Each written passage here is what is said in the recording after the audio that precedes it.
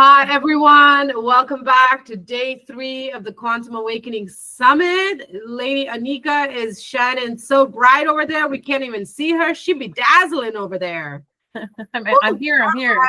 So now that we've had a moment to stretch our legs, shake our limbs, let's jump back in with 3 deep cleansing breaths. Inhale through the nose, exhale through the mouth.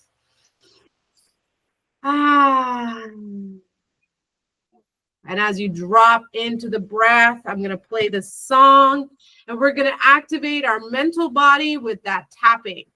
And right now, with this part of the dance, we're going to really start bringing more intention, because at the first part of the day, we were just waking everything up. Now we're going to pay more attention to what is feeling alive, give it a little soft tap, and what might be needing a little more attention. Yes, breathing in and out.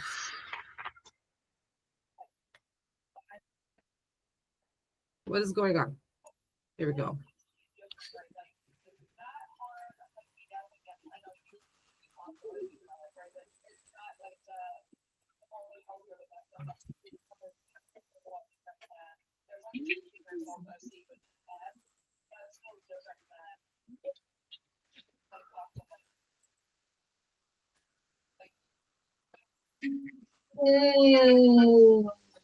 Can you feel yourself waking up? Can you feel your mind wondering, what the heck am I supposed to know about this? Notice those thoughts that are arising and then just tap it out. Tap, tap, tap a root. Coming back into the body. Returning to your inner seat of stillness and peace, no matter what is going on around and outside of you.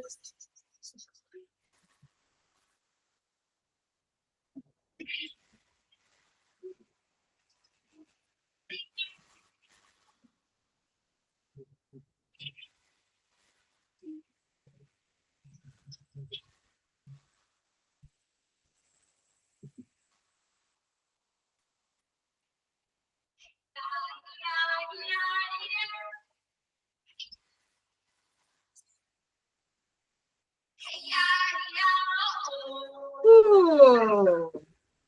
Maybe we might want to do a little wiggle to activate the physical body if it's feeling stiff.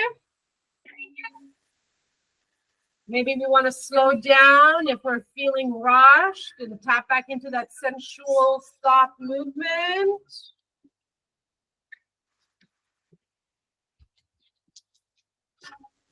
Big deep breaths, softening, deepening even more. Beautiful. Make sure you give those legs some tap, tap, tappies as well. Every inch of you deserves little loving. Beautiful, beautiful. Yes, love it, love it, love it. Beginning to bring your movements to a close, softening the breath, coming back into the body, coming back into the present moment. Thank you, thank you, thank you.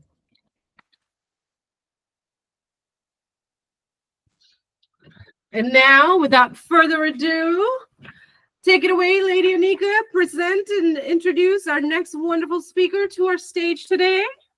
First, I just want to say thank you, Lady Jasmine. That was so beautiful. I love the tapping. It really brings us back into our body and activates. I love that.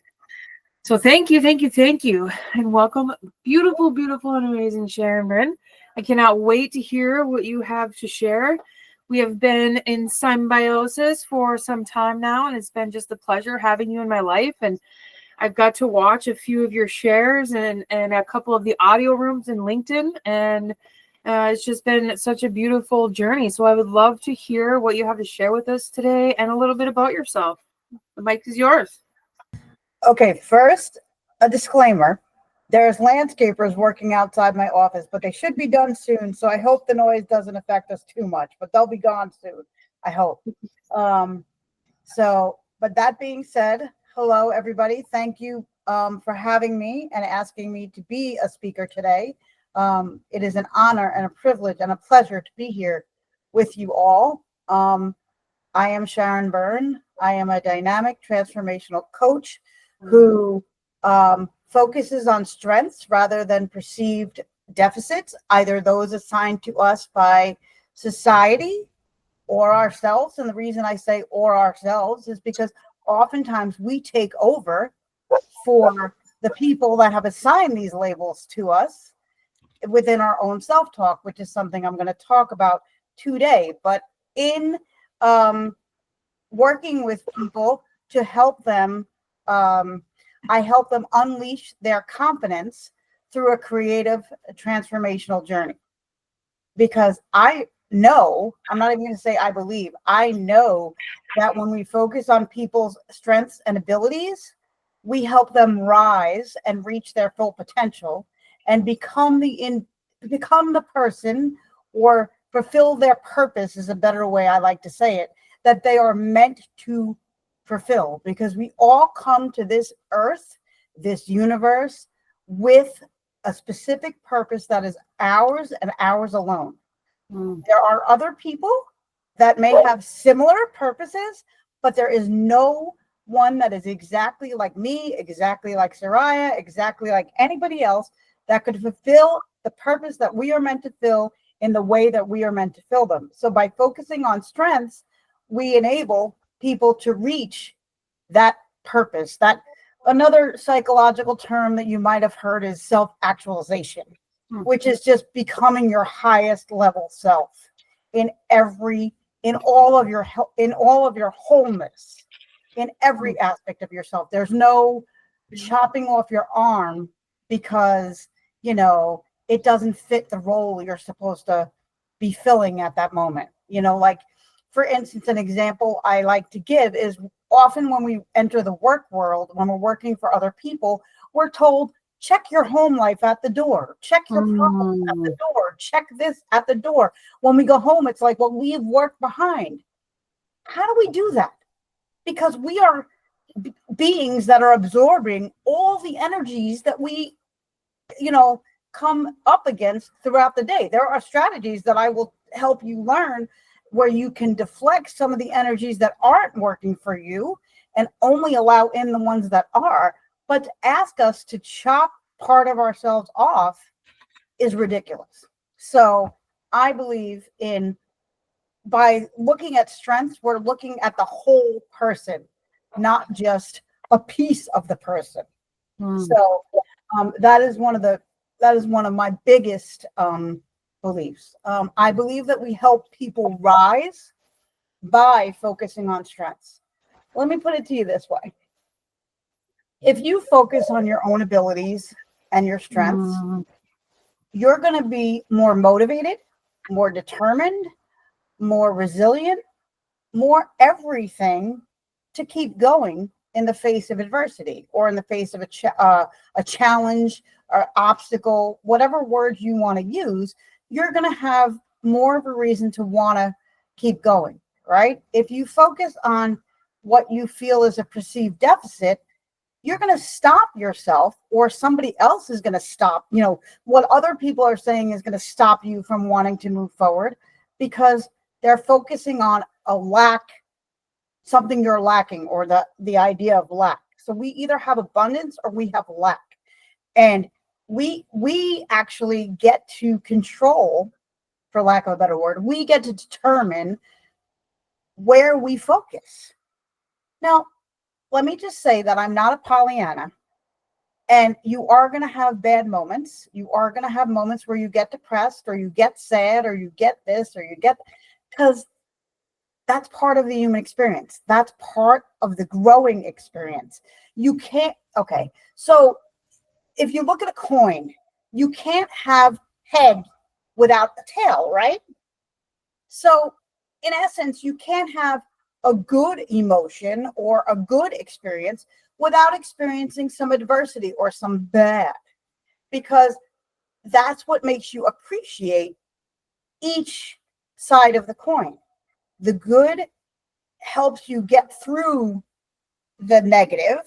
And the other thing is, I'm human. So yes, I see things as negative experiences. But how I like to reframe that is I truly do see every experience we go through as an opportunity for growth.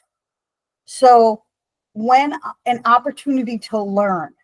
So it doesn't mean I'm happy about something, like, if I hear that somebody lost a job, or I hear that, I'm losing it. When I was working and I was working full time and they downsized and I realized that I was going to lose some hours and I'm a single mom. I didn't go, yay, great. Now I got to look for another job. No, I was like, what now? And I went through that. But then I said, well, what message is the universe trying to send to me? What message what can I possibly learn from this? Because where we focus, which is a choice, we get to choose where we focus, and where we focus, that expands. So if you focus on the negative aspect of something for longer than you might want to, longer than you should, I hate should, but it's the only English, it's an English word. So if you focus on something for a long time, right, and it happens to be the more negative side, that is going to expand. That's like watering that part of the plant. However, if you acknowledge that part of it and you move on to focusing on what you can control, what you can do something about, and what the positive lesson could be, then you're going to expand you're going to expand that. And that's going to lead you into expanding your possibilities for better outcomes, for more effective outcomes. Doing that is going to give you motivation. It's going to make you feel empowered. You're not going to feel stuck because you can do something about it. You're maybe not going to be able to do something about the whole bigger picture of the experience, but it's not about the bigger picture necessarily. It's about finding the area that you can have an influence over and working to influence that area, because success breeds success. So if you build on your strengths and you build on the parts of situations that you can do something about, you're going to walk through that experience knowing that you are leading towards a better outcome for yourself. I'm not going to say success, because success isn't a guarantee, but failure is not a guarantee either. And it also depends on how you look at failure, because I don't look at failure as failure. I look at failure as feedback. Failure is just telling you to redirect yourself, take a different direction. If you went left and it didn't work out the way you hoped it would or the way you thought it would, then that's a clue. Okay, left didn't work, so maybe I got to fork a little to the right, or maybe I got to take a hard right. But the more you're willing to look at the experiences that you go through as cues, I like to think of things as cues and as messages. So I always consider myself a work in progress. Although I have these skills and abilities, I'm always looking to hone them. I'm always looking to make them stronger. I'm always looking to make them work better in times when I don't feel so confident in myself. And I do this because I want to be able to share this out. I want to be able to normalize the fact, for lack of a better word, I want people to know, look, emotions are, there's one thing in life that's guaranteed. Well, there's a few things in life that are guaranteed, but one of them is change. Change is inevitable. Change is going to happen no matter what you do. So when you think about that, I have a question to ask you. And my question is, are the feelings that we feel, are the emotions that we feel, are they a constant? That's my question to you. I'm going to give you a second to ponder that before I pontificate on this. But really think about it. If you're happy, is that something that stays with you? If you're sad, if you're angry, if you're depressed, if you're excited, does it stay with you or does it change? Everything always changes. Right. So the very important thing to remember here, among many other things, but a very important thing to remember here is if you're depressed, if you're sad, if you're going through grief, if you're going through whatever you're going through, if you're happy, you're not going to stay happy forever. You're not. And I'm not being negative or, a Grinch when I say that. I'm being factual.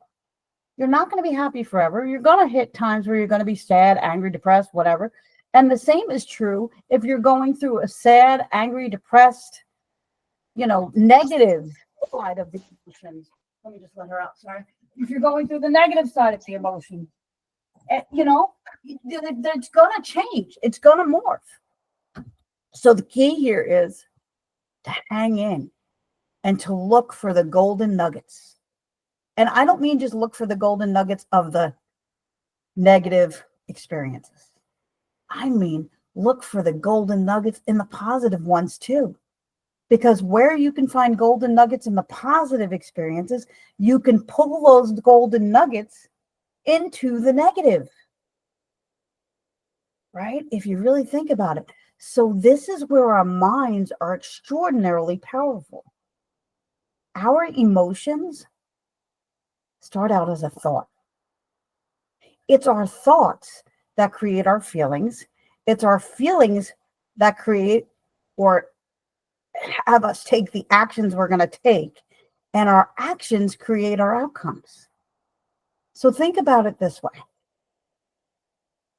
That pen that you're using to write with, Soraya, started out as a thought in someone's mind. That was not a physical object. The light bulb started out as a thought in someone's mind. All the equations that Einstein figured out, right? And all of the crazy mathematical stuff that he figured out, it started out in his mind, right? And then it morphed into people being able to build things and understand things. So that pen or that table that you're sitting in front of, or that notebook that you're using, it started out as a thought. So our thoughts determine or create our reality. I know there are people watching this going, oh my God, no, not really. And I will tell you that it took me a while to really understand these concepts. But the more I leaned into them, the more peaceful my life became. Because I realized that I had the ability to affect my daily life by mitigating the negative effects and amplifying the positive experiences. And because of that, I've been able to do that or help clients do that as well. And I've even helped family and friends and, who are willing to grab onto this. And no, I'm not perfect. I struggle. Even though I know these strategies, Soraya could tell you that I call her or I message her and I'm like, hello, yeah, do you have one in your toolbox that I could use? Because none of mine work. And we borrow each other's tools. And it's not, I don't feel like I'm a failure or like I'm less than, and I can't help others learn this stuff because at times it doesn't work as effectively for me as it has in the past. You have to be willing to adapt. So I'm going to teach you some strategies today before I get off this call with you guys. But here's what I want to say about that. I believe in having a toolbox, like a carpenter has a toolbox or an electrician has a toolbox. They don't just use one tool to build a house or to do anything. Multiple types of hammers, They have multiple types of nails. They have multiple types of wires, multiple types of light bulbs, because it depends on a lot of variables for what they're going to need to get the job done. Would you believe that is true with your emotional regulation and the strategies you're going to use to help yourself get through it? And it all starts with what you believe. That's why I say everything started with a thought.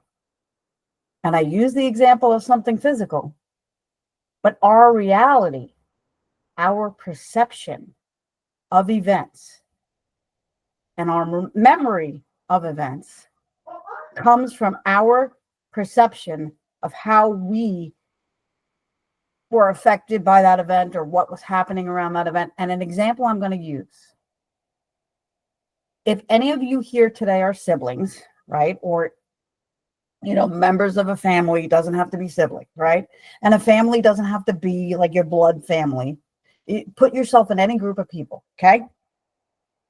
And so now you are at a sporting event or you are at a concert. I'm trying to pick things that different people might be able to relate to, okay? And one person goes, you both go, right? And one person's there going, oh my God, this concert is so loud. Why didn't I bring my noise canceling headphones? Oh my God, I have a migraine. While the other person is like, what do you mean? That was the best experience of my life. Holy mackerel, I have no voice. Holy mackerel, I have so much energy, right? Same experience, same environment, two completely different experiences, because it's all about perception. And your perception is not wrong, and their perception is not right or wrong, and vice versa for you. Your perception is your perception, and their perception is their perception, based on their genetics, based on their past experiences in different environments. So it's all about, or a lot of it is about, how we frame things in our mind. And the ability to reframe is one of my favorite things to do. Because you can go from, oh my God, there's so much traffic on this road. What am I going to do? Oh my God, I'm going to be late. Or you can reframe it to, there's so much traffic on this road. Let me turn up my radio. I'm going to get some extra time to just chill and be with myself and turn on the tunes that light me up inside, right? So again, it's about perception, and it's about being able to reframe. One of the things Sarah and I know we spoke about, right, was this. So growing up, was always told that I was too much. I was too sensitive. I cried too much. I cried too loud. I was too passionate. I was too everything. You figure out an adjective, and I was too much of that adjective, depending on what individual you were speaking to. And that took me years and years to overcome. Years and years to overcome. Until I started saying, well, yeah, I am wordy sometimes. I am verbose because I'm passionate. And passion is not necessarily a bad thing. I get excited. I am ready to jump out of my wheelchair right now because I love this topic. And I want to give everybody the tools that I have at my disposal, because I know how much better it feels when you come from this place. And I want everybody who wants it to have this level of inner peace. Now, depending on who's here, they're going to say, oh my God, I can't take her. She's way too happy, way too excited. Okay, that's their perception. And I had to be okay with that. And that's one of the things that I want you all to learn. So your muchness for one person isn't going to be muchness for someone else. Find your tribe. Enjoy yourself. don't try to conform, because when you try to conform, you are, as I said earlier, you're chopping off part of your arm or part of your body to fit somebody else's puzzle. You are your own beautiful being with a purpose that is only yours. And some of what I've said, you are going to hear me repeat, because it goes with what, it all ties in.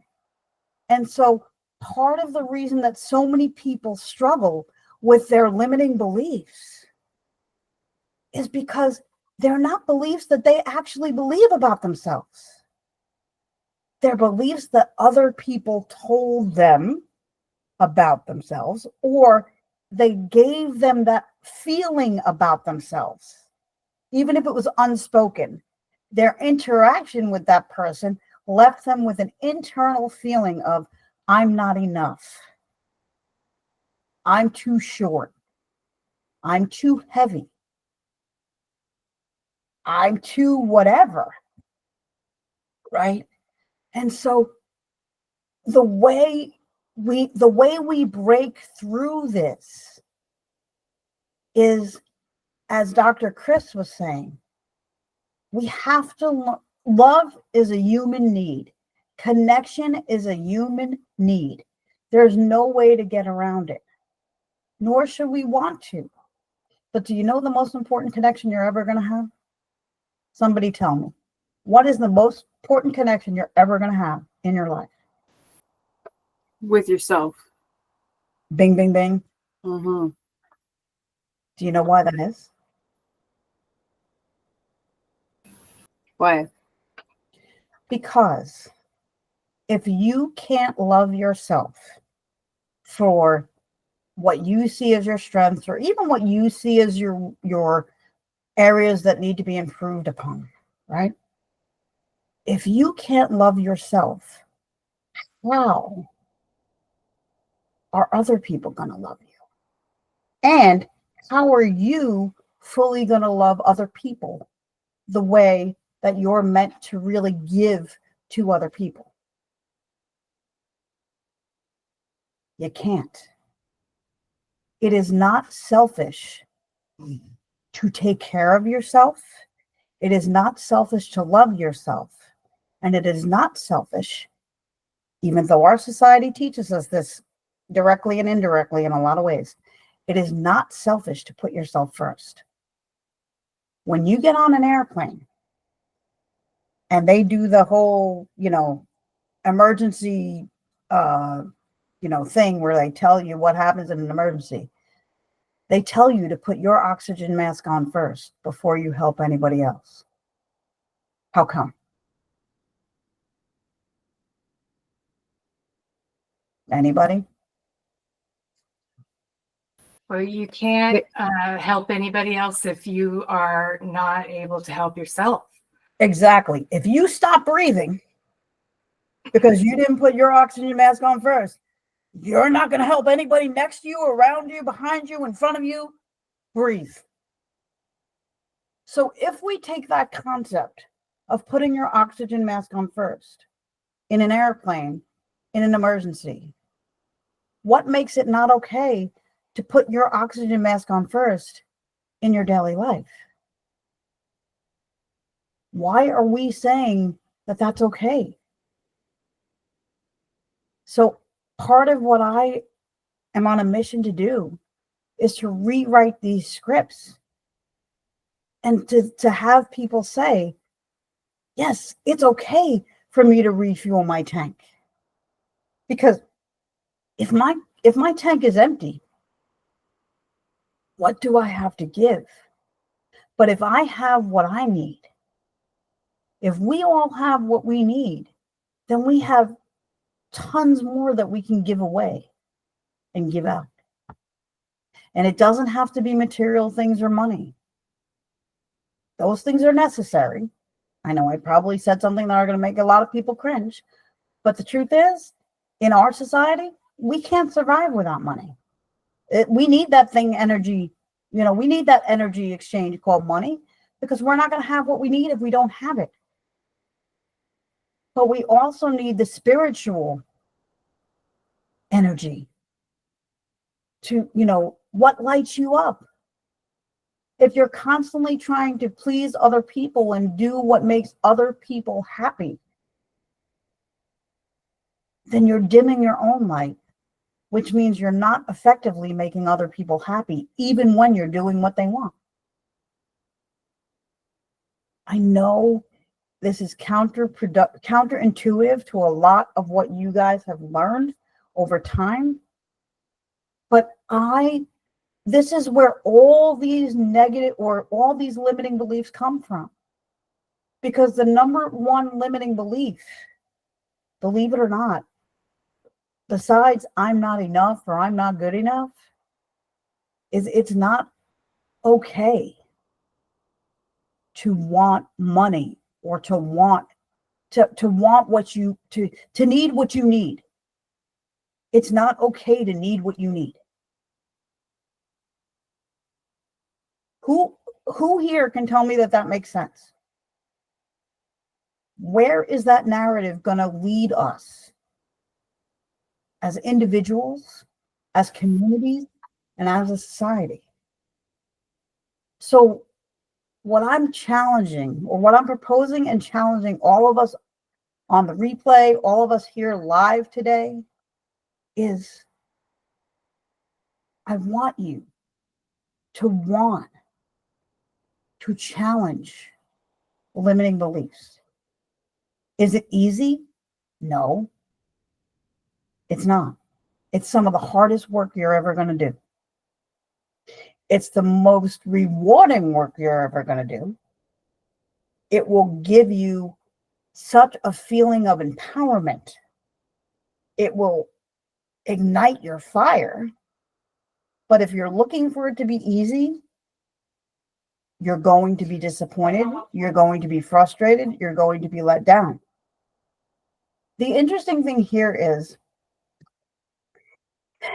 when we talk about reshaping our limiting beliefs, we're saying, oh, I don't want to do this. It's too much. It's too hard. It's not easy, but it's more simple than we give it credit for. There's a difference between something being simple and something being easy. So it's a lot simpler to work on changing your limiting beliefs, but it's not easy. And the reason it's not easy is because your limiting beliefs have become your narrative over time by things you believe about yourself, by things that other people have told you, by things that teachers have told you, parents have told you, relatives have told you, friends have told you. Pure strangers can say something to you and it can stick like glue because they hit a button, right?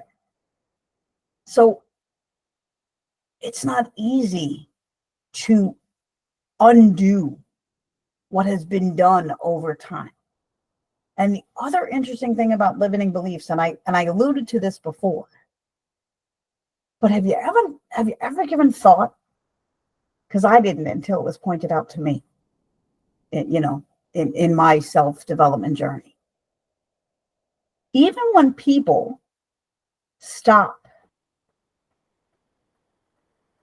saying the limiting beliefs to you, like you're not enough, or you're too much, or you're too loud, or your hair's too long, or this, that, or the other thing, right? Or your lipstick doesn't go with your skin tone, or your clothes aren't appropriate for whatever reason. How many of you, with a show of hands, can say that you haven't taken over? So the people stopped saying the things that they were saying, but you took over. How many of you would agree with that? Nobody? You don't think you've taken over by saying to yourself the negative thoughts that other people have said to you, whether you say them out loud or you believe them about yourself? Mhm. The truth is, even if we're not aware of it, we have. Maybe not to the extent that was being told to us, And maybe we think we don't start to believe those things. But if we're told something enough, it changes the chemistry of our brain. It literally changes the wiring in our brain. Like Dr. Chris was saying, I'm not quoting him because I don't remember how he said it. But how I say it is this. Look at an MRI of somebody who's been told positive things about themselves most of their life. Because none of us are told positive things about ourselves all the time. And look at an MRI, look at that same person's MRI, and they're also telling themselves positive things about themselves because they've heard positive things about themselves. Then look at an MRI of somebody who has been told negative things about themselves and is repeating that tape to themselves. The MRIs are going to be very different. The one who's been hearing the positive things, their brain's going to be lit up like a Christmas tree, all different colors. The one who's been told the negative things, they'll have some colors. They will. But it's going to be a much darker MRI. So the reason I share that with you is because there is some science behind this. I'm not a scientist. I just studied some of the, in my studies and in my own interest, I've studied some of the, neurology behind all of this and the neuroscience behind all of this. But for me, I look at the spirit of a person, right? And so now I want you to take that idea of the two MRIs and now transpose those pictures of those MRIs to that person's spirit.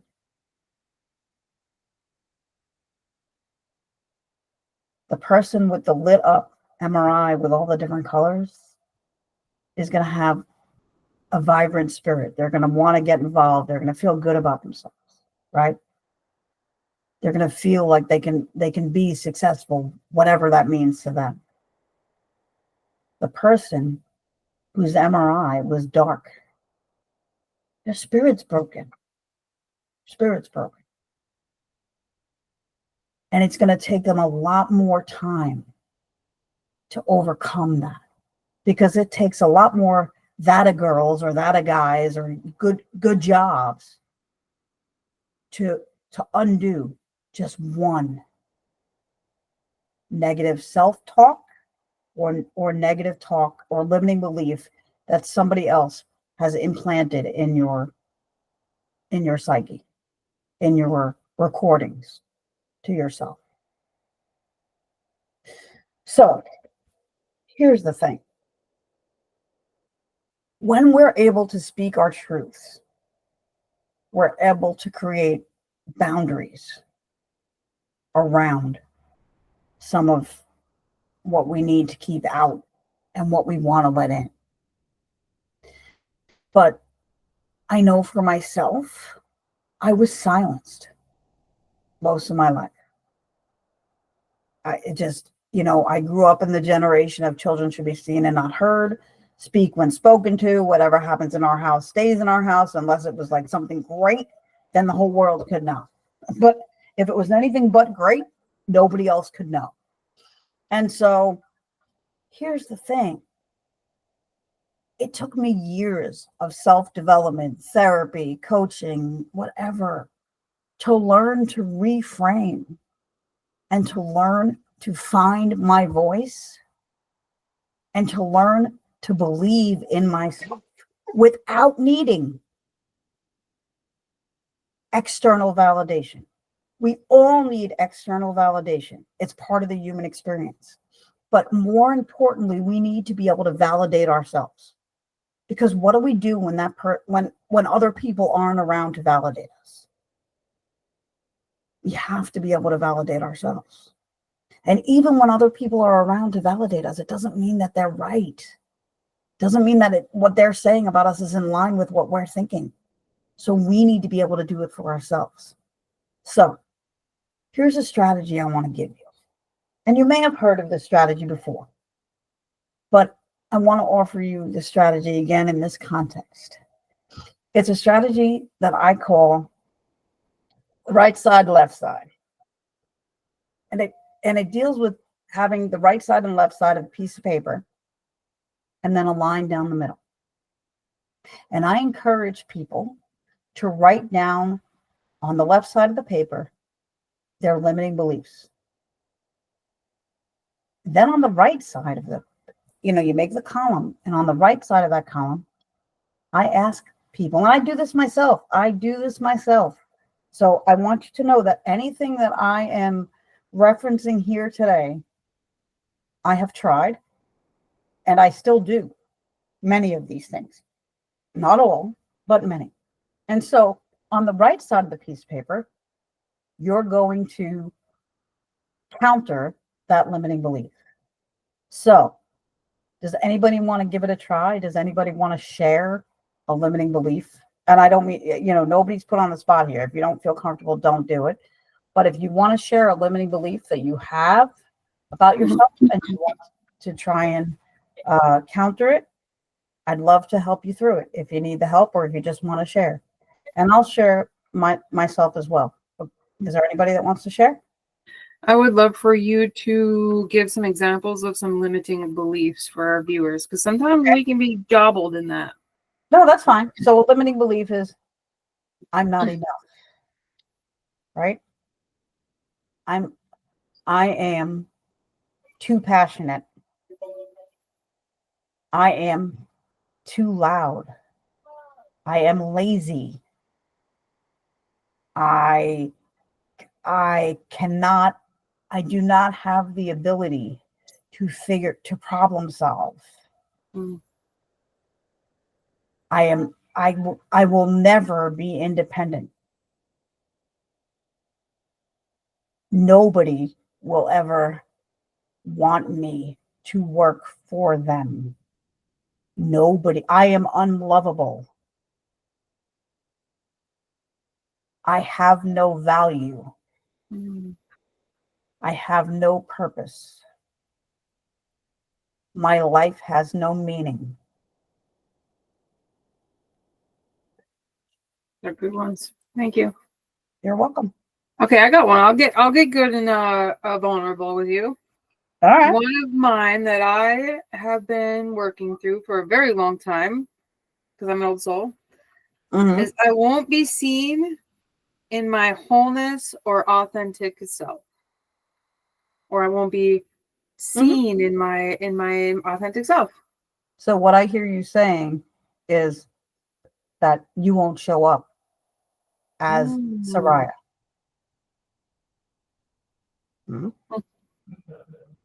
But I feel like I show up as Soraya every day, though. Even when it's like weird stuff. I know, but I'm just saying what you said about your limiting belief, though, is you won't show up as your whole self.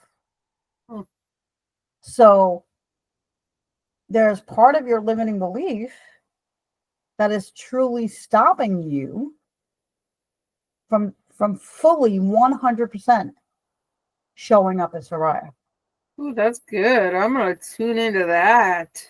So now, if you were to take your limiting belief and just do it the way you said it, not the way I reframed it. I mean, you could use my reframe, but I'd rather you do it as the way you said it. If you were going to reframe that, what is a more true statement? Of the limiting belief? Yeah, of the limiting belief that you just shared. Reframing it in a positive way. Yeah, because whenever we reframe, we want to reframe in a more accurate way. Okay. And a more positive, accurate way. And I'll give you help if you need it, but I'm going to give you a chance to try and reframe it first. And then so read me what you said first. So the first part was I won't be seen in my wholeness or authenticity. I would reframe it as I give myself permission to show up in my whole authentic weirdness. Does that work? Yeah. Okay, cool. I'm gonna write that down. Now, what about that makes that work? Because I'm giving myself permission to do something that I previously limited of my own actions, of my Yeah, own and you're- subconscious you're- patterns, maybe. Yeah. And you're giving yourself permission not only to do something that you've limited before, right? That you've been limiting, you're giving yourself permission to show up as who you are on that day, in that moment, no matter what. Now, here's the thing. If you show up by giving yourself permission to show up as you are, in all of your goddessness, beautiful self, inside and out, what is that going to do for you, and your life and your impact on the world? Well, you can't contain me, first off. I've been trying to contain this awesomeness for how long, right? So I slowly try and free that part of myself. So I guess what's the message? What was making you hold back and contain yourself? Who gave you the message? Who gave you the message that you had to do that? Well, even as children, we groom ourselves to fit in our parents' box. We groom ourselves to fit in school's box. We groom ourselves to fit into Catholicism or religion or our school system. We naturally groom ourselves to be what everybody else wants us to be. It's part of our human design. Exactly. But here is part of my mission. I'm not interested in grooming or continuing the narrative of having to groom adults or children to fit what somebody else wants. Because if we're constantly striving to fit what somebody else wants, let's go back to the beginning of our discussion. How do we become who we're meant to become? And how do we fulfill the purpose that only we are meant to fulfill? Nobody else can fill our purpose in our way. But if we're forcing ourselves and others to be put in somebody else's box, how are we ever going to reach that pinnacle of our potential? I love that. And so here's the thing. I know that you, Soraya, have heard me say this, but I will say it for everybody here because it goes with this very much so. But part of my mission is I'm on a mission to flip the scripts on labels. The labels that we give ourselves, the labels that others give us, just labels, right? Because here's what's happening with labels. What is the purpose of labels? What is supposed to be the purpose of labels as anybody here understands it? To fit in somebody's box, category. Well, yeah, but that's what we're conditioned to believe. Okay. But now I want to offer you all a different perspective. The true purpose of a label is to help to give information about a product, about a person, about ourselves, right? So since we're talking about people today, let's say with the labels of labeling ourselves as too loud, not enough, unlovable, right? So the thing is, labels are meant to give us information for us to understand about ourselves and for others to understand parts of us to be able to navigate around us more successfully and integrate with us more successfully. And I'm going to use myself as an example, if you don't mind, because I was born with cerebral palsy. So that's a label that I've had since I'm 18 months old. And if I lived my life based on or if I was stayed in the boxes that doctors and therapists and family and even some family friends put me in, I wouldn't be here presenting today. Not even close. I would be living in some institution somewhere because that's what my parents were told to do with me. Because I wasn't going to amount to anything. My list when I was born, first of all, my parents were told that I probably wouldn't make it past 48 hours. So right off the bat, it was what I wasn't going to do. Right. And then it became, once I was, because I was having trouble breathing. I wasn't diagnosed officially with cerebral palsy till I was 18 months old. But once I got that diagnosis, it was, she's not going to work. She's not going to ever live on her own. She's not going to, be educable in a public school system. She's not going to drive. She's not. Right. So you might as well just put her in an institution, let them do the best they can with her to give her as many skills as she can.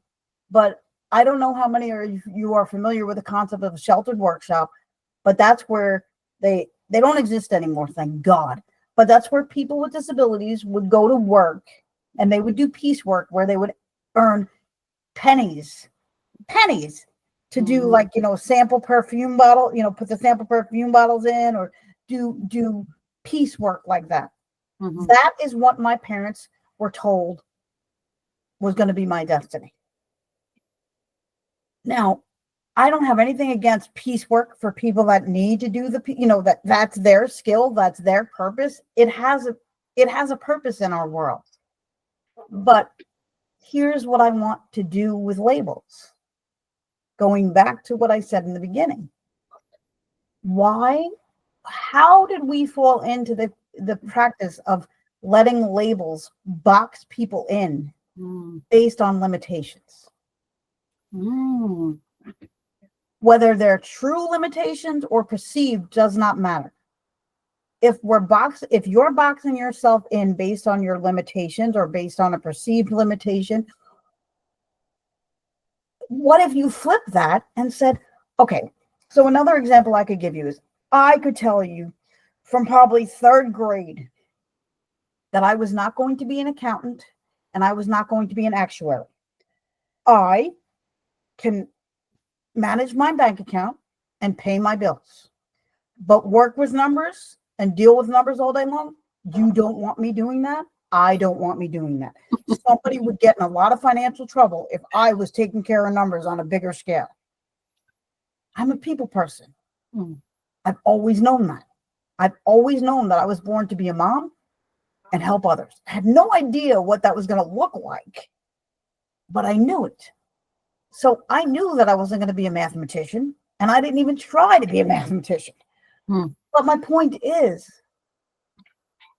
all of my life, most of my life, if not all of my life, seriously, people were boxing me in to what I was going to be able to do based on what I wasn't able to do. Instead of saying, she's a really good problem solver. Not mathematically, but a really good life problem solver. She's an out of the box thinker. She's great with people. She has great communication skills, and build on those. While at the same time helping me bridge, narrow the deficit areas as much as they could be narrowed. Okay. But at some point we have to stop focusing on fixing somebody and narrowing the deficit and leave the deficit to where it is and teach them compensatory strategies and build on their strengths. Because if I'm working with a client and their strength is, makeup and nail polish and cosmetology, or if their strength is cooking, right? And they love to do those things, who am I to say, oh, I'm sorry, but you have to be an English major? So labels are meant to give you information about yourself and others information about you so they can understand certain things about you, so they can, move around you and navigate with you. And I say with you. They're not supposed to be meant to be limiting. In my professional and personal opinion, both, they overlap. They're not supposed to be limiting, but we've allowed them to become limiting.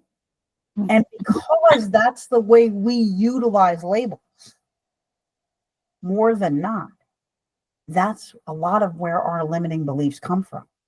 So when I tell you, or when I suggest using the right side, left side paper approach, I want to help you go from a can't philosophy to a can.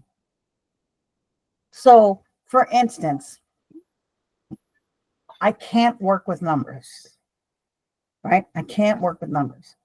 2, I'm not meant to work with numbers, but I can take care of my bank account and pay my bills,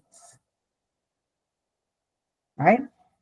I cannot, because I was born with cerebral palsy and I'm a full-time wheelchair user, I cannot walk, but I know how to get around. I get around differently. I get around using a wheelchair, but I can get around. It's really, and that doesn't mean, and I know I've said this earlier, but that doesn't mean that you're not going to have moments of, oh, really, because this just sucks, right? What I want to encourage people to do is take that with you. Instead of trying to push down, wow, this really sucks. Because it takes a lot of energy to push something away or to push something down. And Dr. Chris referenced this earlier as well. It takes a lot more energy to push something down or push it away than to acknowledge it as fact and take it with you. Because if you allow yourself to take it with you, it's going to affect you, but you're still going to be able to function through it and past it while you're carrying it with you, right? If you're a little sad today and you go to work sad, or you're running your business being a little sad because you got some bad news, that's okay. Be sad and go to work. And instead of being able to perform at 100% or 90%, maybe you're going to perform at 70% or 40%, but you're still going to perform. But you're also not asking yourself to be something you're not. And you're not expending energy trying to, again, discount something or push something about yourself or about how you're feeling away. And that's what happens with limiting beliefs. We spend so much time telling ourselves that either these things are true or aren't true. What if part of your limiting belief you actually believe about yourself, and it's something that you want to change? I say to my clients, then let's change the parts that you want to change. Don't change for someone else. But if you have a limiting belief about yourself, like I'm not enough or I'm not lovable, and you don't want to have that belief anymore, but there's still a piece of you that really believes that, then let's not try and say that there's not a piece of you that really doesn't believe that. But let's work on strengthening the part of you that knows the opposite. Because the truth is, we do not develop new beliefs. We do not get rid of old beliefs and replace them with new ones. We overwrite the old beliefs. We change the old beliefs to be more factual. And I don't remember if it was you who said it earlier, Soraya, or somebody else, but somebody referenced, we have to, I believe, in what I've learned in my navigating my profession and navigating my life, it's okay to acknowledge your circumstances.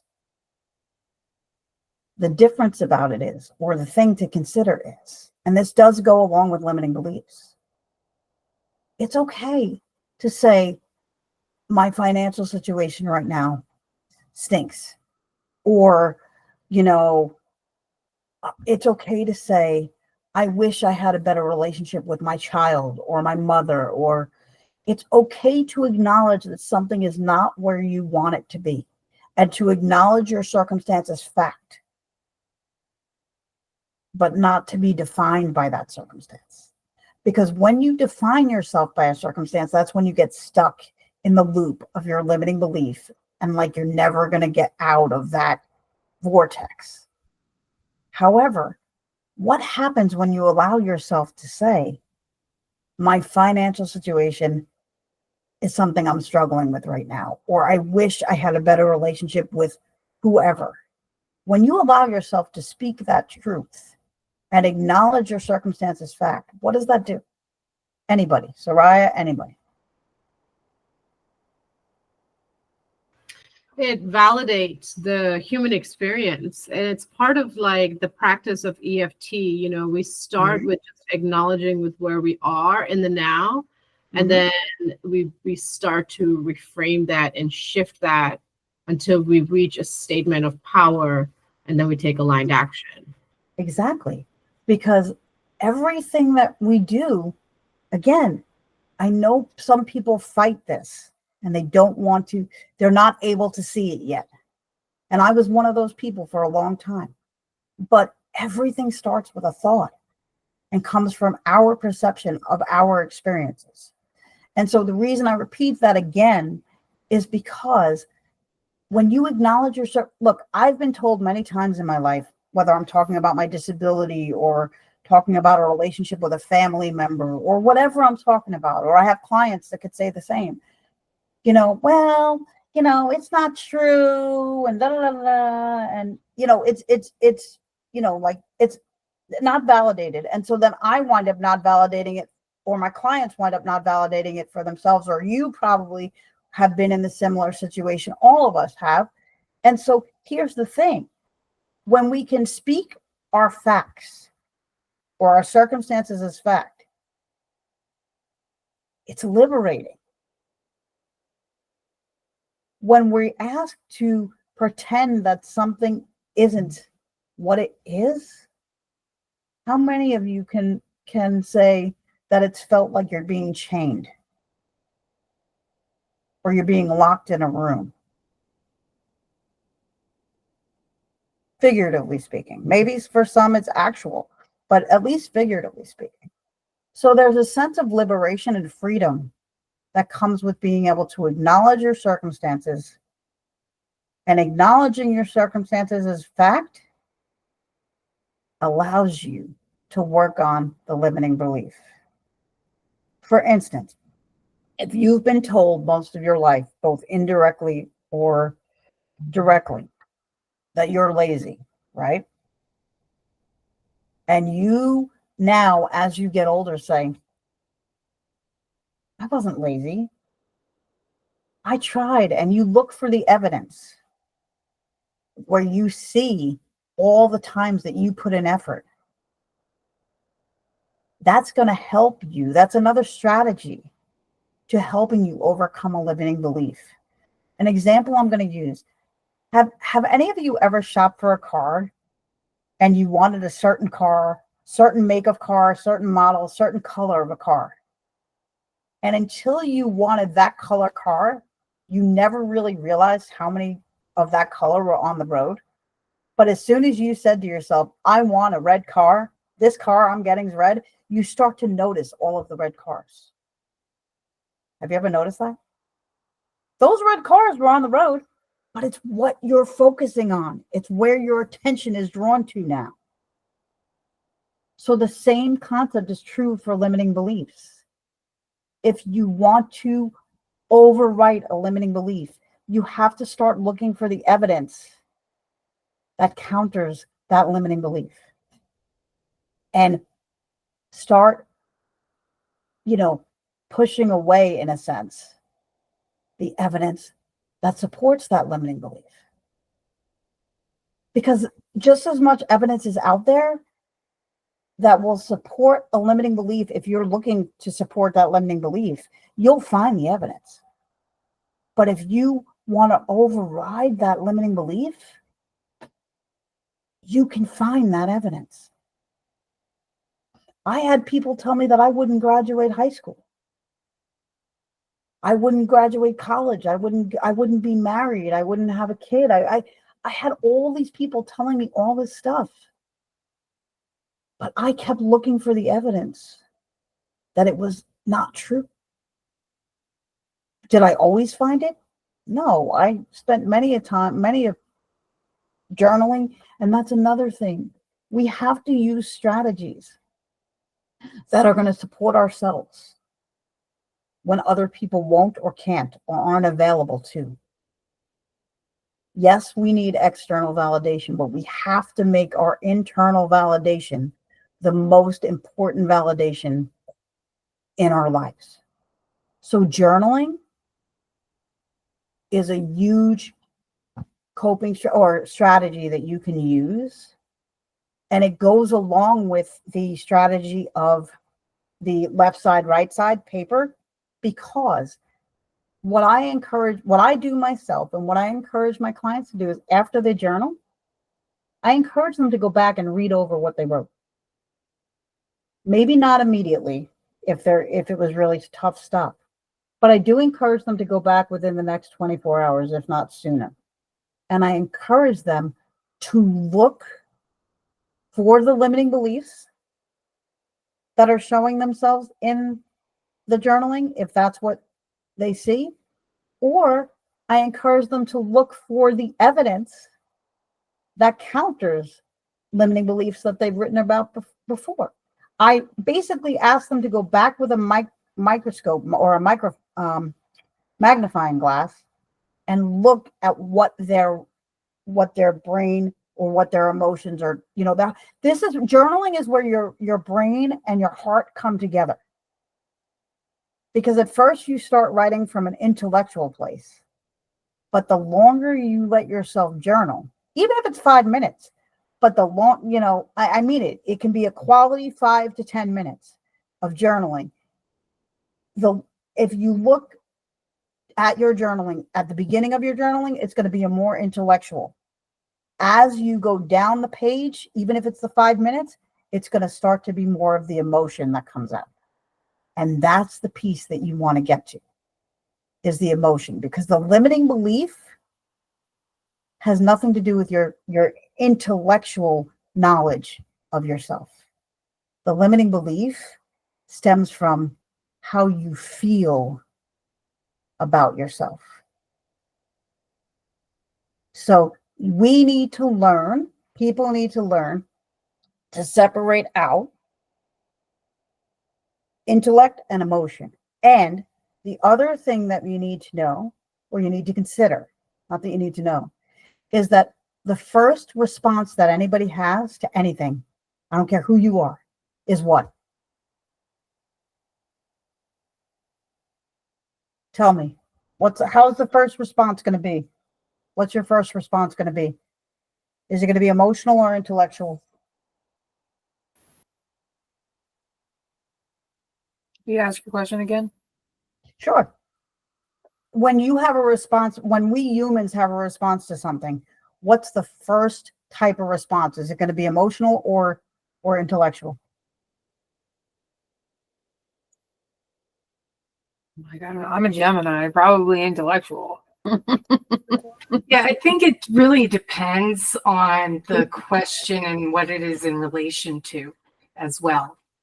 Because I do agree with both of you that it does depend somewhat, but honestly, if you look through research, 99.9% of the time or 95% of the time, it's going to be emotional. Yeah, 100%. And this reminds me of, I think it was yesterday or the day before, I mentioned the book Blink by Malcolm Gladwell. And he talks about how we have that instinctual emotional response that feels good within our body, but then the mind can take over and intellectualize and rationalize. But then it brings us back to that blink response of, oh, that was the answer. But then the monkey mind, typically. Yep. So the reason I bring that up is because, again, if we start to recognize that our human condition makes us respond emotionally first, right? Then it gives us the ability to take a step back and say, oh, wait, I'm not going to make any decision right now. I'm going to let myself feel this emotion. I'm going to work through the emotion, but I'm not going to make any rash judgments about myself or others. And an example I can give is when you have a child and they do something wrong and you get angry, or when you have a family member or a friend, because I know not everybody's a parent, and somebody gets you angry, right? How often have you reacted in anger? Which is understandable. I'm not judging, right? But how often do we react in anger or frustration? Now, and many times I work with my clients on this, and it is possible. I want to say this first. I want to put a disclaimer that this is possible. It does take work, but it is possible. You can know that you're going to react emotionally first, right? Or see that you're reacting emotionally first, and say to your whoever, your child, your friend, your spouse, hey, listen, this needs to be addressed. There will be consequences to your actions, and we need to have this conversation, but we're not going to have this conversation now, because if we do, we're just going to bring up everything but the kitchen sink, and it's not going to make sense. It's kind of like this. If you have a significant other or whatever, and oftentimes you're fighting, right? Because you or your significant other is throwing socks on the floor. They have no idea what a hamper is, right? The dirty clothes wind up on the floor all the freaking time, and you're tripping over them and you're cleaning them up and whatever. But you're not really fighting about the dirty clothes being on the floor. But it's sparking your emotions, right? But if you let yourself be emotional first and you step away, and then you come back and you can have a more cognitive, intellectual conversation, you will come to the conclusion that what you're really upset about is the lack of respect, or the lack of what you said feeling like it doesn't matter, And again, you might be saying, how does this relate to limiting beliefs?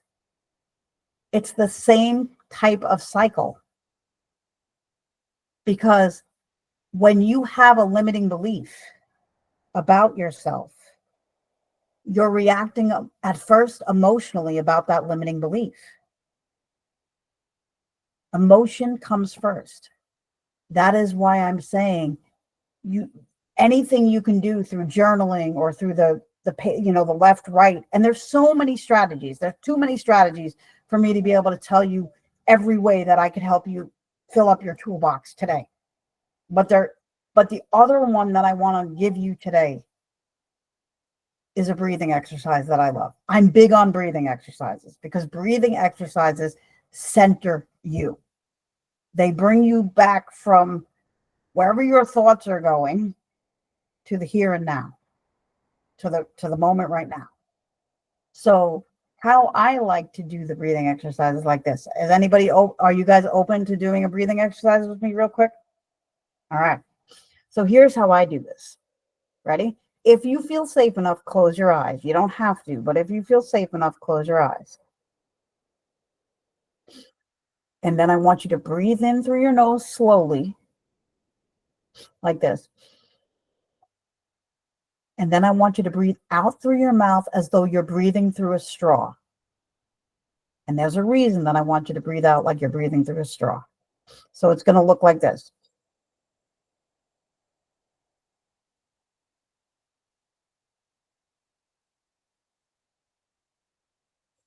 Now, normally I would say I want you to do that at least 3 times. Would anybody I like things to be interactive because I think that it sticks and it's more fun this way. So, does anybody want to take a stab at why you're breathing out as if you're breathing out through a straw? Anybody have any ideas?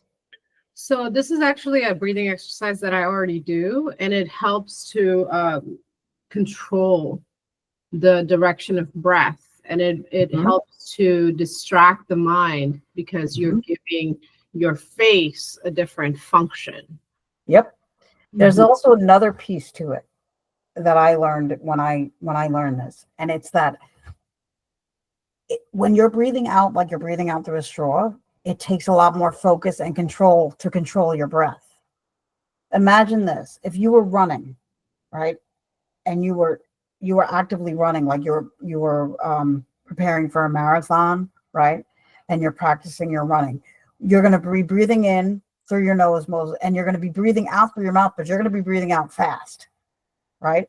So it's not going to regulate. It's not going to bring you down. It's not going to regulate your body and make you calmer and center you and bring you back to a place where you can focus.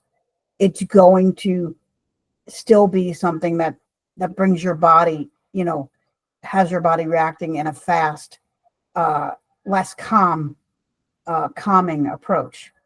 And that's just because of the nature of the way it's done. But when you're breathing slowly through your nose and you're breathing controlled out through your mouth, everything you said is true. But in addition, it actually has been proven to help calm you, calm anybody that's doing it this way, center them and help them refocus on the now and not have them, going all over the place with their thoughts. And part of that is what you said, because you're focusing on your face and you're giving your face the attention and the focus. Because like we said earlier, what you focus on is what amplifies, right? So I love this breathing exercise because it can be done like any breathing exercise. It can be done anywhere, but I love it because it does make you focus more. I mean, this has been my experience, and this has been my client's experience. There's another exercise that I want to teach you guys, and it's more used for people that have anxiety, but I also know that they have said that it also just helps them center themselves and get away from the anxious thoughts. I have never done this exercise because I can't stand against a wall, but I have plenty of testimonials from people of all ages, from teenagers to seniors, that this works. So what you would do is you would go stand against a wall with your heels and your back against the wall. And for a count of 10, you can do it sitting in your chair too, by the way. So if you want to try it this way, you can try it this way, but the standing has been told to feel different. But what you're going to do is you're going to, for the count of 10, you are going to push with all your might into the back of your chair. And when you reach 10, you are then going to exhale and and relax the pressure as you're exhaling, and tell me how you feel.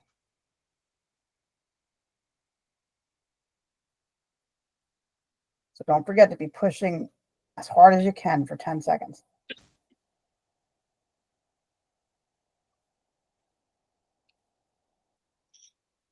And you guys can let me know when you're done.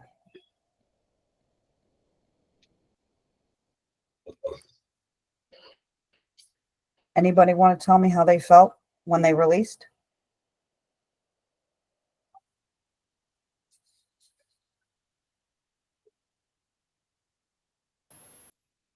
Like maybe freed? Like what? Sorry. Freed? Freed? Freed? Mm-hmm. Anybody else have another adjective? You don't have to. I'm just curious. So physiologically, that exercise right there changes the biochemistry in your brain. It goes from being very overstimulated and anxious to a reset.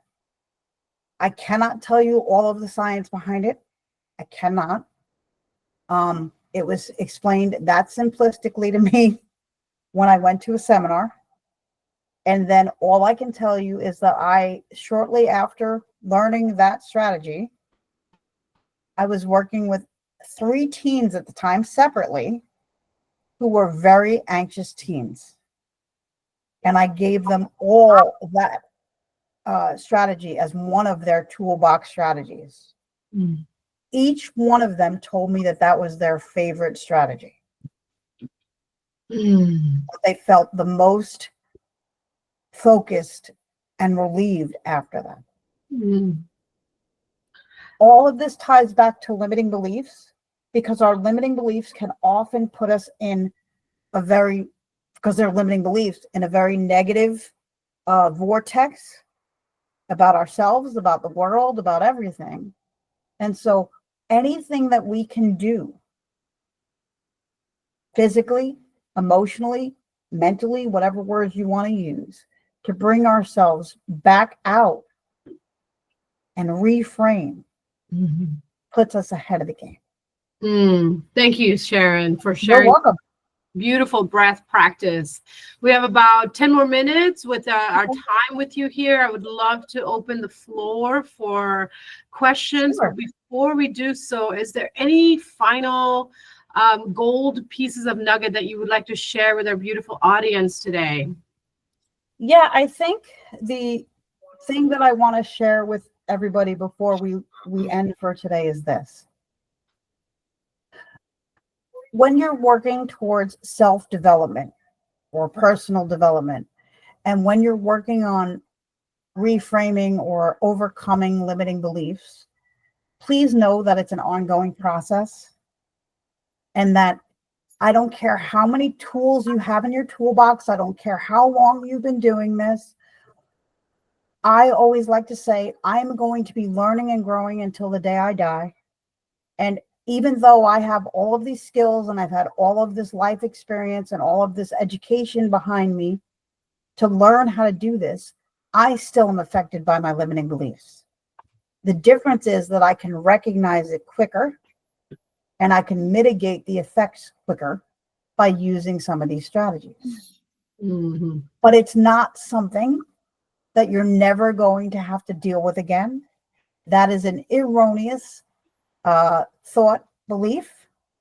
And if you believe that, you're going to be setting yourself up to be disappointed, discouraged, and you're not going to be able to manage your limiting beliefs. Will they get better? In a sense of, will they get less? Will you be able to overwrite them? And also, your limiting beliefs right now are your default beliefs, right? They're what you go back to. But over time, your new narrative will become your default beliefs. But it doesn't mean your old narratives won't seep through. So I want to encourage you to stay with it and not give up on it at any point because you feel like you're doing something wrong or you're failing at it. Because you're not. You're just having a human experience. Beautiful. Beautiful, beautiful. Thank you for sharing. How beautiful, how powerful. Yes, thank you. You're welcome. Thank you for having me. I loved some of the beautiful tools that you brought, especially with the right side, left side, and the evidence journal, which are awesome tools for really keeping yourself in check, especially when we're changing our belief systems and our mindsets. It's really important to have that evidence because our brain's always going to fall back to a default plan. It's going to fall back just like the nervous system. It's going to fall back to what we're used to, chaos or not having things done on time, or like the effect of the negative belief system in the first place. So having the evidence journal is very, very helpful. I love all the stuff that you shared. Thank you very much. I do have a question. How would you, let's see, where you asked that one. What is one of the tools that you use to help people find their belief systems?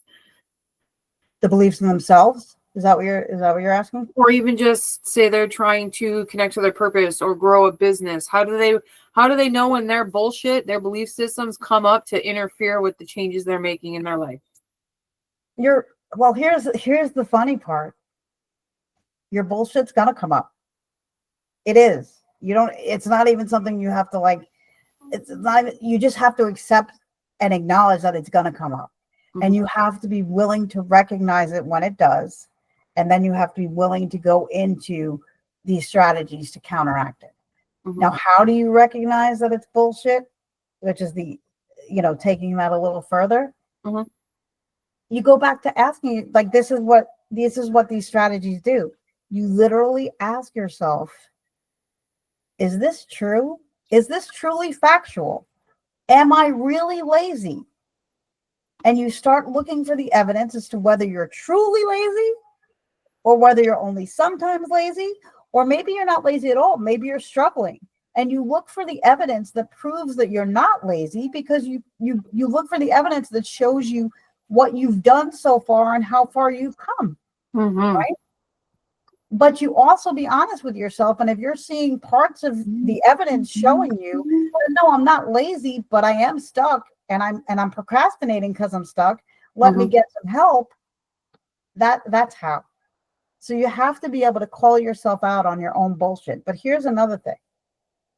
It's okay to find one or two people or three people. It doesn't matter how many. It could be as little as one or as many as however many you want, that you honestly trust will tell you the absolute truth about what's going on, about yourself and about what you're doing. And if they feel that they need to challenge you, they'll challenge you and you'll accept the challenge. If they tell you, no, you got to be kinder and patient with yourself and look at what you have accomplished, then you have to believe that too. There's a concept that I love, and I call it and my mentor at the time called it a partner in believing. And like I said, you can have one or you can have as many as you want. Your partner in believing, like Soraya, you're one of my partners in believing. And that is a person who will believe in you even when you cannot believe in yourself. And they will not let you not believe in yourself, because they will tell you, it's okay that you don't believe in yourself, but pull on my belief in you. I'm not going to it's okay that you don't believe, but I'm not going to let you,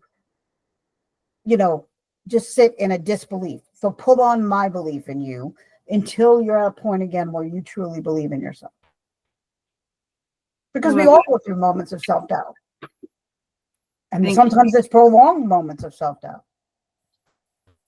Especially when we get into an anxiety loop or a trauma loop, that self-doubt likes to come back in and keep us in that space of comfort and safety, because our nervous system gets programmed for that, for sure. If I may, you just reminded me of something. So you said earlier that people like to stay in their, even if it's in their trauma, they like to stay there because it's comfortable. You're 1,001% right. Because even if it's traumatic, even if it's what we know, people like to stay with what they know because they have developed the skills to deal with what they know, even if they don't like what they know. But true growth and true progression starts just outside of your comfort zone. Oh, I love that. Yes, Queen. Thank you for sharing. You're welcome. Yeah, I'd love to open up if anybody else has any more questions.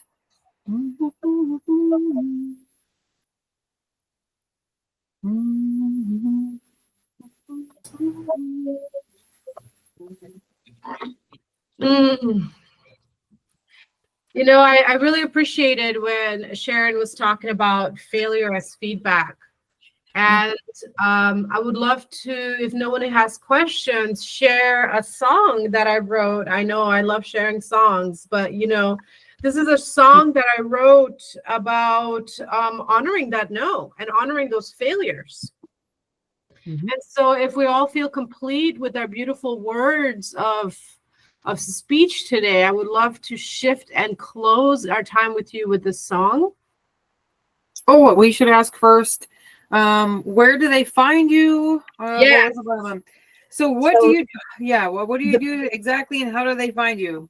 Okay, so the best place to find me is honestly on LinkedIn, because every other way that you can find me is on LinkedIn, except for my Facebook. You can find me on Facebook too as well. But everywhere else that you can find me, you can catch through my LinkedIn, and that's where I spend a lot of my time actually. And are you under Sharon Birn? I'm on LinkedIn is Sharon Birn. Okay. And Facebook is Sharon Tauber Birn. It's because I had to use my maiden name in order to be able to have a page. So yeah. And I am on Instagram. You can find me at Coach Sharon Birn. But like I said, you can find me, pretty much If you go to LinkedIn, my website is on LinkedIn also, so you can tap into my website. My website, just so people know, it is going to be under doing some changes. And Soraya, to your question, what do?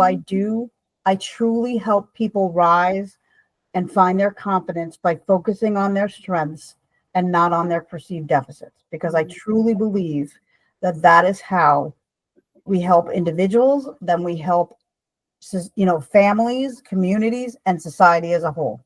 Beautiful. That is truly, and along encompassed in that is helping people create a vision for the life they want, and leaning into the energy of that vision, while still at the same time acknowledging your circumstances as fact, so they don't hold you back and you don't get stuck in that energy, because that energy is like quicksand and that will keep you stuck. So I help you. I give you the freedom, and I show you how to acknowledge your circumstances while moving into creating the vision of the life you want, and moving taking the actions that will actually get you to where you want to be, because it is possible. And didn't you have a couple books come out? I did. So I was going to say, so just recently, in the past, since from June to now, I have written in 6 or 7 anthologies, and all of them are available on Amazon, and they're available digitally and in paperback. And one is on the subject of being bullied. One is on the subject of moving beyond boxes and limitations and all that stuff. And that the actual title of the anthology is Moving Beyond Boxes. One is a chapter on how I had to rethink my own limiting beliefs and deal with the pressure of being a single mom that had the need to survive, provide financially, but also wanted to be an engaged mom, and how you can navigate that. Beautiful. And the last one that just came out, Soraya, is a message to my family. I am here and you are my legacy. And in that one, I penned a letter to my son with all the lessons that I hope that he has learned from me, and shared lessons that he can learn from people that from my legacy, that I'm their legacy and he's their legacy as being part of me. And they're lessons that are timeless and can help anyone. And like I said, they're all available on Amazon. But if anybody wants to read them and they're having trouble finding them, just reach out to me and I can send you the links for each one. Perfect. Okay. Well, thank you again for coming. Your passion definitely shows. Well, A bundle of beautiful information. Thank you very much. Well, thank you for having me. I really appreciate you having me and for the opportunity to do this. And, I used to apologize for my passion. I don't do that anymore because, like I said, I just want people. I really want to help shorten people's learning curve. I want to help people get to a level of inner peace that took me a very long time to get to. I want to help people get there sooner. Beautiful. If I can. So thank you so much. Thank you. It's been a treat. It's been beautiful. It's amazing. I think Lady Jasmine has a beautiful song. Yeah, I'm actually going to record it and post it in the group later because I'm feeling a little blocked in my throat, a little dry, and I don't have any water at my table. So why don't we close our time together with 3 cleansing breaths, and then go into our last dance movement flow for the day. We're going to do a little more tapping. And this time, I'm going to invite you to really set those intentions, right? I'm going to invite you to think of a belief system that you have that isn't serving you. And as you are going through this experience of tapping, we're going to do what Sharon invited us to really just acknowledge where we are. So we're going to start in the crown. We're going to move down the face and the throat and the shoulders, right underneath the armpits. There's some big pressure points there. And as we move down, we're going to start talking ourselves. Like we're going to coach ourselves. We're going to reparent ourselves and change the belief system into a statement of power until we arrive at that point, hopefully by the end of that song, where we have completely shifted that mindset. And then your homework, your heart work for the day is anytime that old belief system comes up, you're going to tap in that new belief system instead. And you're going to keep doing that until the old belief system goes away. So are we ready? Let's take 3 big deep breaths, feel into that belief system that we're ready to shift. And then let's anchor it into this body in this new timeline that we're in. Inhale. And exhale.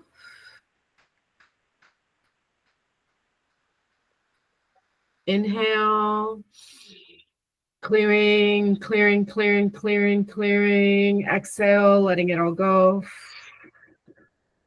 Inhale, bring that belief system to mind. And as you exhale, begin tapping.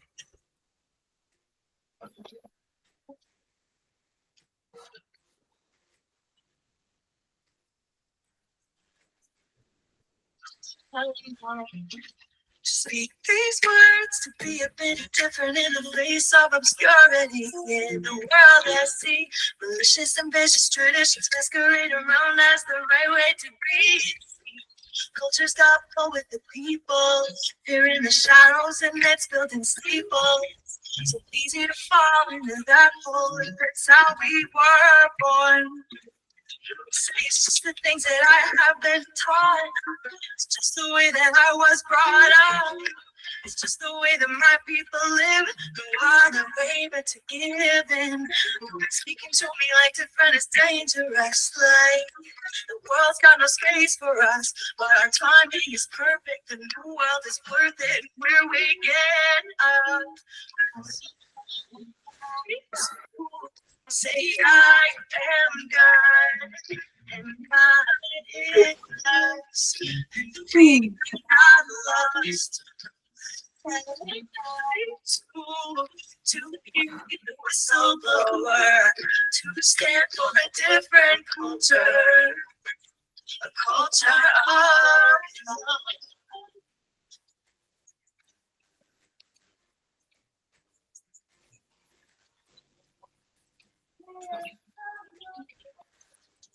I'm trying to be loud and free, short as I am, determined to be dismantling. Bring stories of service, our suffering's purpose in society. I'll give you the key, the answers. We look in the mirror, we're the source of our own suffering. You want the world to change and rearrange, to keep in line with the love you bring, with the light you see, with the light you see. Set your own heart free. Oh, you to say you are. Wait, were you able to put that food in? Is us. We are not lost. Yeah. To be the whistleblower, to stand for a different It should be warm.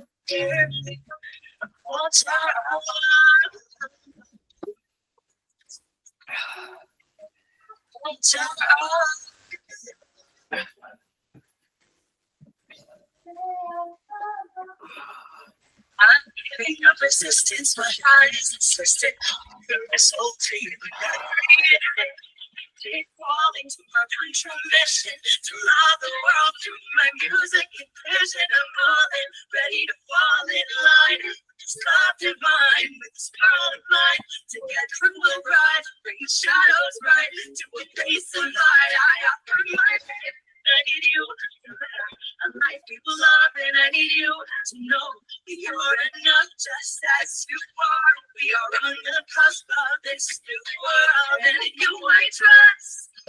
Oh. Piece of shame. It's just love showing you the way.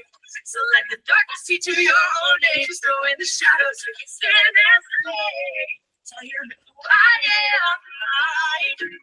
I am God. us. We are not lost. Tell you who I am. I am the whistleblower. I stand for a different future. Culture, tell you who I am. I am God. Jesus. We are not lost. Tell you I am. I am the whistleblower. I stand for a different culture. Big deep breath, inhale, feel into the shift your body, feel into this realignment that you have calibrated within yourself. Breathe, anchor that into your heart space, this new belief system. Even if you don't believe it yet, just take the reframe and hold it sacred in your heart. Big deep breath in and out. Place your hands on your heart and take a moment to appreciate yourself in this moment and the journey that you were just on. Exhale. I invite you to get a piece of paper and a pen and write down your new belief system. I'm going to do the same thing.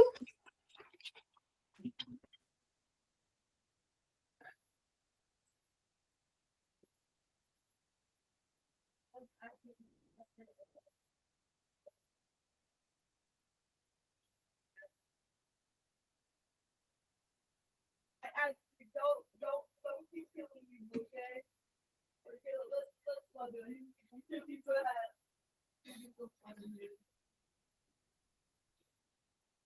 can read it. You can, but no.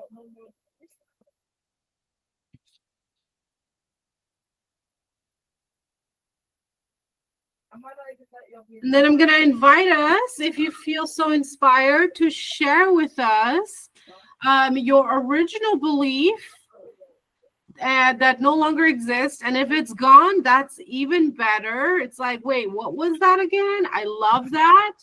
But more importantly, I would love for you to invite, share with us your new reframe. Yes, Sharon, please take it away.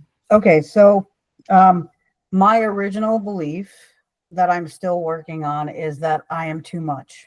And, well, different aspects of myself are too much. My passion, and things like that. So my reframe for it is that people accept my passion and appreciate the value I bring both professionally and personally to different experiences. Can you repeat that, please? Sure. So my original belief is that my passion is too much for people, like it. So my reframe is that people accept my passion and appreciate the value I bring both professionally and personally to different experiences. Let's say that empowered belief system 2 more times with confidence. People accept my passion and hold on, I can't read my own hair. People accept my passion and appreciate the value I bring both professionally and personally to different experiences. One more time, huh? People accept my passion and appreciate the value I bring both professionally and personally to different experiences. And it is so. Yes. And something that I've learned in my years of doing EFT is the simpler and the shorter the sentence, the greater the power. And so keep repeating that, right? Keep reaffirming that. And as you continue to work on that, we don't need to repeat the system anymore. Now we focus on the new belief system and then just continue rephrasing that, right? Anytime it comes up, you're doing dishes, you're in the grocery store, there's no excuse. You're taking a dump, right? Send that caca energy down the filter. Yep. Right? That's a great time. I love that. I mean, I'm telling you what, right? Yep. Totally take the physical shit and the energetic shit. Thank you, man. And then, over time, it'll condense. Yep. And keep us posted, right? Keep us posted on how this belief system shifts for you. Thank you so much, I will. Sharon. Okay, who's next? Lyra, you want to go next? I am in the midst of writing it. So I'm an entire universe experiencing the dance of life as it comes into existence, and so do I. Two more times. Let's hear it.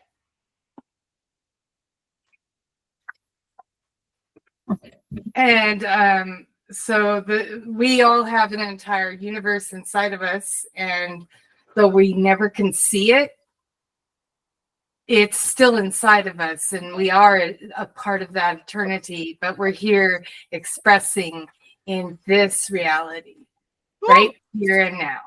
Aho, aho, aho. Yes, yes. Thank you for sharing your empowered rewrite. Continue anchoring that into your consciousness with some tapping, some wiggling, some sensual movements. And I got 2 more movement practices coming up for you over the next 2 days. So you better tune in to find out what they are. Hi, Priestess Lady Anika. Would you like to share with us your shift and reframe? Sure. My shift was I empower my authentic expression, and I welcome and will be paid well when I'm acting in my most authentic expression. Ooh, yeah. Love everybody's reframes. All right, moment of vulnerability here. My crappy belief system that has gone down the tutor now was, who the fuck is gonna pay me? And so my rewrite in this current now is, I am aligned with soul-led empowered sovereigns who see my value and happily pay me with generous tips. I got to work on that. It's a little wordy. It's tripping me up. But you know what? Progress. Mine was wordy too, but like you said, it'll get narrowed down as we work it. So. Right? Absolutely. Absolutely. So with that said, let's recap our day 3. What the heck did we talk about today? Or are our brains all mush? Well, if your brains are mush, that's good. Our work is working. Because today we talked about breaking the mental loops, right? We talked about how to shift belief systems, how to uncover repeating patterns, how to enter the realm of empowered belief using EFT, using breath work. First, we had Dr. Sereno in the house, and he was talking about the 9 laws of healing. And he was really emphasizing the importance of normalizing the need for love and seeing it as vital to our everyday life. It's not just something that we put on the side and, you know, maybe someday we'll have our feelings. No, we need to feel our feelings right freaking now. Okay. We need to feel them right now. Right. And so he expanded on that. And then he also talked about, let me look at my notes, the nervous system, the sympathetic and the parasympathetic nervous system. And tomorrow, Miss Lady Anika is doing an incredible presentation that's going to dive deeper into this aspect. So you come back and listen to her wisdoms, because she's got some power to share there, okay? And then we had our beautiful Miss Sharon in the house, and she just gave us so much juice on the practice, the flow of how we shift. And what is that practice? It's 4 steps. We recognize our thoughts. We make sure that they are in alignment with our emotions and what we truly want to desire, right? Because we attract what we are focused on, not what we want, right? We may want $1 million, but if you're focused on your empty bank account, well, guess what? That's what's going to keep staying, right? So we start with our thought, we check in and make sure it's in alignment with our feelings. We take aligned, empowered action, and then we see the outcome in our reality. And the most important key is that it takes time. Why? Because we are in the human experience. Babies don't grow overnight. Babies don't just come out of the womb with break dancing. Can you imagine if a baby came out of the womb break dancing? Shit, that baby's possessed. Somebody call a priest, right? So we Can gotta I give add? time. Can I add one quick thing as a reminder? Please. So remember to focus on your strengths.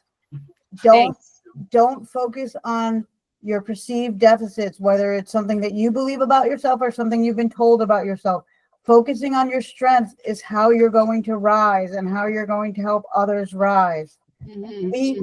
We all have superpowers within us, Mhm. and we can turn our what we see as ordinary strengths Mhm. into our superpowers. So really quick, just as this could be a whole other thing, and I'll come back if you want me to at some point in the future. But if I take my passion, right, and I say it's annoying to people, right, but I flip it and I turn it around to my superpower.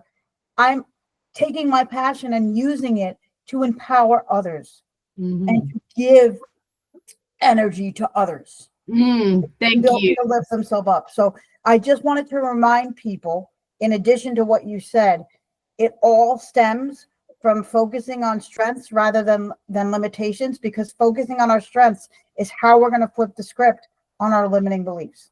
Absolutely. Thank you for sharing that, because I was about to say, acknowledge the suck, but don't be defined by it. And you just took it to an even juicier, empowered level. So thank you, Sharon, for closing us with that reminder to focus on our strengths, to acknowledge what challenges us, yet focus on the strengths, and one breath at a time. Keep growing, keep going, keep glowing. We see you. We love you. We are so grateful for your presence in this world.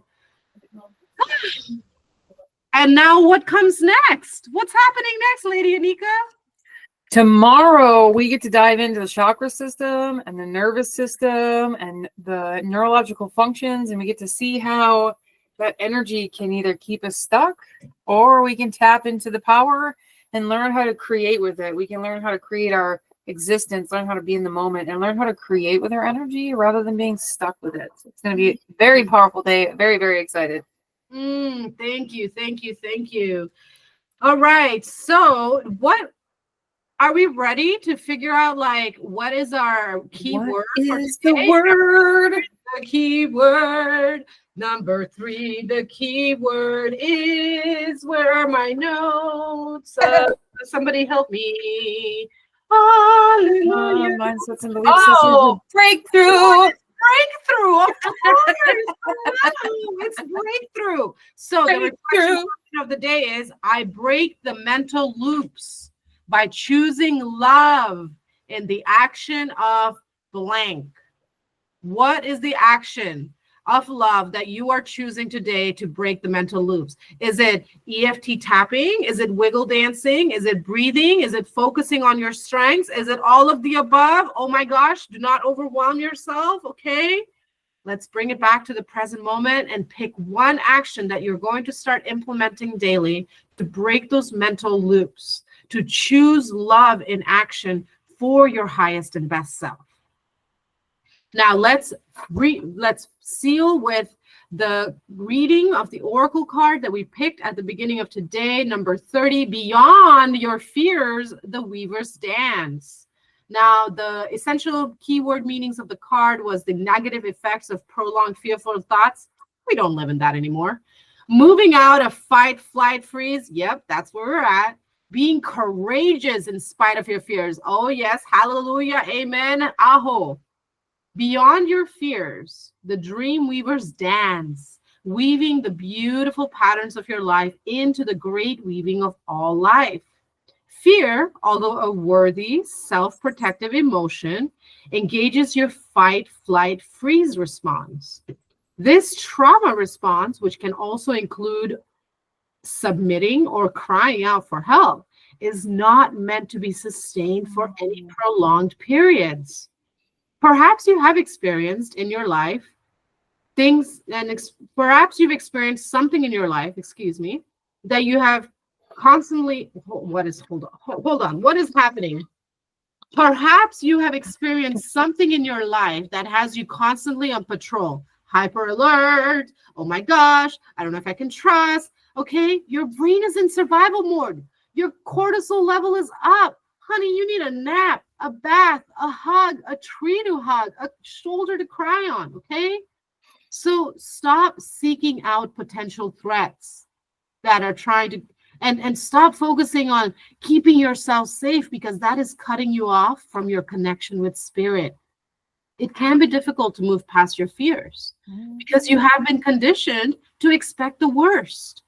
But now your task, your sacred assignment is to shine a light on the idea of fear as false evidence appearing real, fear as fuel to engage and activate and empower what is real, rather than something actually worthy of fear. Fear is a healthy and helpful emotion because it tells you, like, hey, pay attention, what's going on? But then look at it, be curious, and empower it. Take several deep breaths and real ease the catastrophe in your mind. There is nothing to worry about. Allow for what is to be what is. Now is the time to trust life, to trust yourself, to trust the universe. Release your fears to the divine, to the earth. Do some tapping, some wiggling, some squirming, and step forward. You might feel vulnerable, maybe a little exposed, but you will quickly regain your confidence and sense of humor. So it's time to dust yourself off, stop ruminating, take a media break, gaze into the field of potential that surrounds you, because it's all about where your attention goes. Is it not, Miss Sharon Birn? That's right.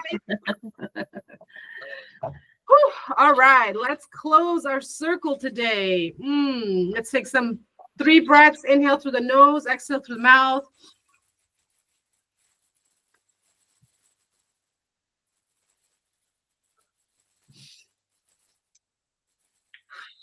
Feeling this beautiful shift that has happened deep in the mind space today. Deepening this alignment that continues to anchor in the heart and in the body and in energy and quantum. Thank you to all the guides, the angels, the archangels, ascended masters, animal spirits, ancestors, dragons, fairies, unicorns, merbeings, gnomes, elves, all the creepy crawlers, all beings, the mycelium. Hi, silly guys, I see you. Thank you. Thank you to the Council of Light for being here today. Thank you, one and all, benevolent beings, honoring of the light and shadow, for your presence here today, for your protection, for keeping clear lines today on the interweb, for aligning our hearts to speak our truth, for opening our minds to receive the wisdoms, for expanding our bodies to grow beyond our edges, for sweetening our souls to remember that we are love, here to love and to be loved. May these messages of empowerment and love integrate with ease and grace, with gentleness and with joy. Thank you, thank you, thank you. Thank you. Big deep breath, inhale. And the circle is now closed.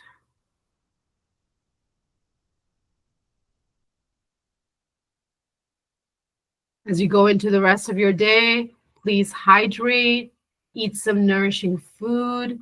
If you're feeling overwhelmed, journal, or, if all else fails, just take a bloody nap, okay? Just take a nap, okay? It's okay to curl up with a blanket and be like, I'm checking out, world. I need a nap. Get your squishies and cuddle away.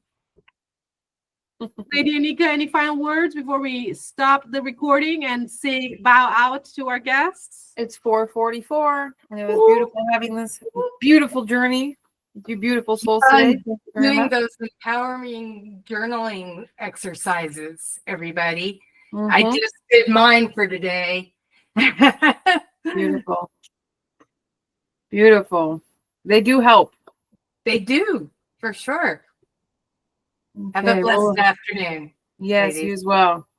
We will see you all tomorrow. We got a prize. Whoa. Oh my gosh. Yes. Hello. We got prizes to give away our live viewers today. And I believe it's your turn, Miss Lady Anika. It is. I'm like, what are we giving away? Oh, I have a good one. Oh, I already have a meeting with beautiful, beautiful Lyra. So it will be Sharon Birn today. And I have an amazing Shadow Dancers workbook and journal that I will share with you. I think you'll really appreciate it. And you being a beautiful author, I think it'll be good. I think you'll really like that. Whoop, whoop. Thank you. You're welcome. I'm excited for you to receive it. It was so fun to create. It's so empowering. I loved it. Cool. I'm excited to dive into it. So thank you. Awesome. Okay, and we will see all you beautiful viewers tomorrow. Bye.